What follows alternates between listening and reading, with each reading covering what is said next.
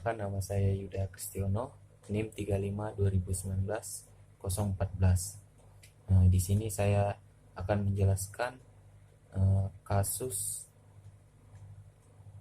tentang buzzer, hoax, dan penggiring opini di media sosial.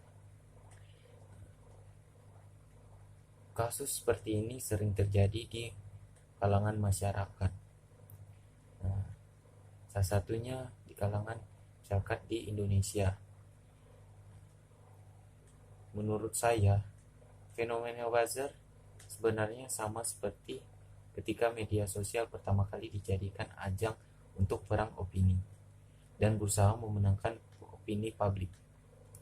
Nah, dalam alam demokrasi yang sifatnya konstentasi seperti ini, maka kemudian siapa yang menang secara opini, maka dia juga yang dianggap lebih populer. Akhirnya kehadiran buzzer mulai muncul di situ.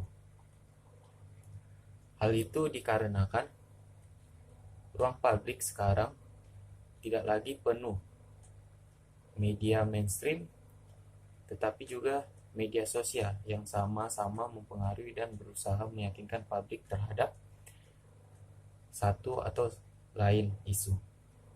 Jadi sebenarnya konsekuensi real dari kehadiran ruang publik dan juga sistem demokrasi, makanya muncullah buzzer-buzzer ini. Kelompok-kelompok yang berusaha untuk berperang untuk memenangkan opini di ruang publik. Dari penjelasan saya ingin memutarkan sebuah video untuk memperjelas penjelasan dari saya. Mari kita lihat bersama-sama.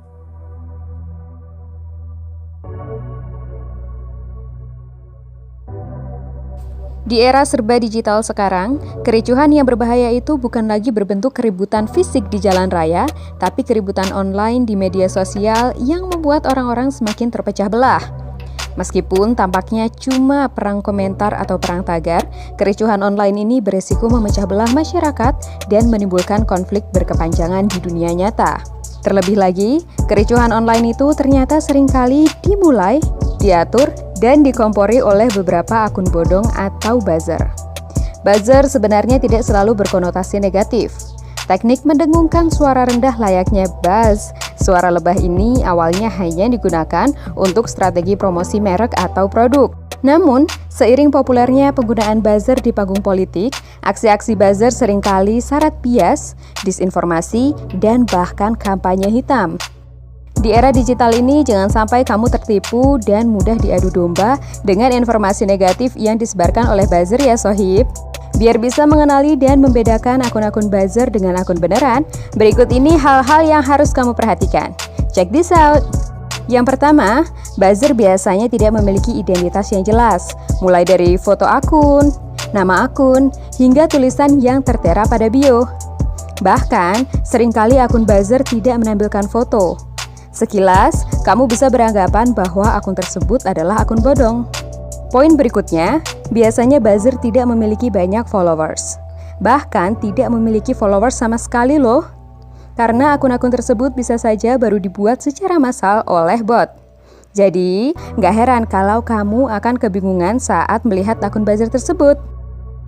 Ciri-ciri berikutnya, buzzer selalu aktif di media sosial. Buzzer memiliki tugas untuk menggiring opini publik. Biasanya, buzzer akan memberikan komentar yang provokatif di akun orang lain dan berusaha untuk membuat orang tersebut mempercayai kata-katanya. Bukan hanya membuat orang berpihak sesuai dengan tujuannya, tetapi buzzer juga bisa membuat orang lain membenci lawannya. Hal ini terjadi karena buzzer akan memberikan fakta-fakta yang tidak benar alias hoax. Yang terakhir yang harus kamu perhatikan adalah akun buzzer biasanya berisi informasi yang tidak bisa dipertanggungjawabkan.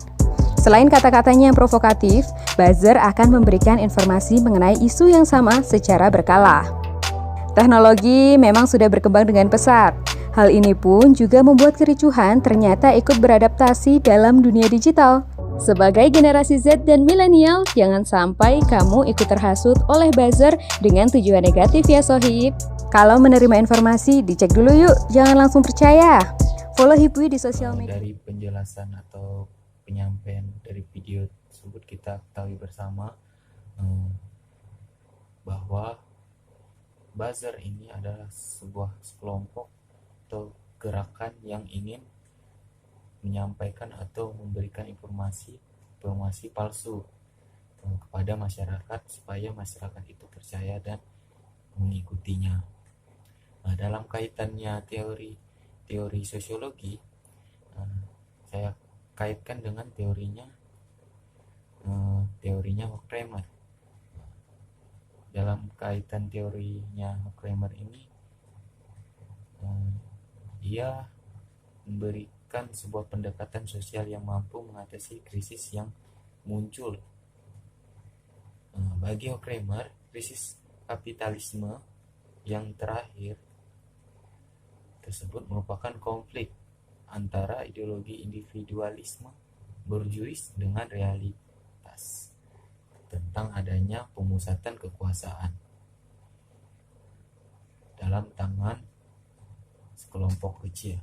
Artinya bahwa kita lihat dari kasus yang saya sampaikan, pasti kalau pihak-pihak atau sekelompok buzzer ini pasti itu adalah orang-orang yang disuruh untuk memberikan informasi-informasi palsu atau hoax dan menggiring opini supaya seseorang itu terpengaruh dari perkataan atau melalui media-media sosial yang ia sampaikan untuk masyarakat. Artinya bahwa ini akan mempengaruhi atau memperusak, akan menyebabkan sebuah masalah atau konflik yang terjadi di masyarakat. Dari teorinya Horkheimer ini, dia memperhatikan bahwa setiap masyarakat itu pasti dilema akan sesuatu hal yang terjadi. Misalkan seperti kasus ini saja, banyak masyarakat yang terpengaruhi atau dilema dengan informasi atau berita-berita yang tidak benar atau hoax. Artinya bahwa kita sebagai masyarakat yang baik, yang menggunakan media sosial yang baik, kita harus memahami dan mengerti apa yang diberikan dari informasi yang diberikan melalui media sosial.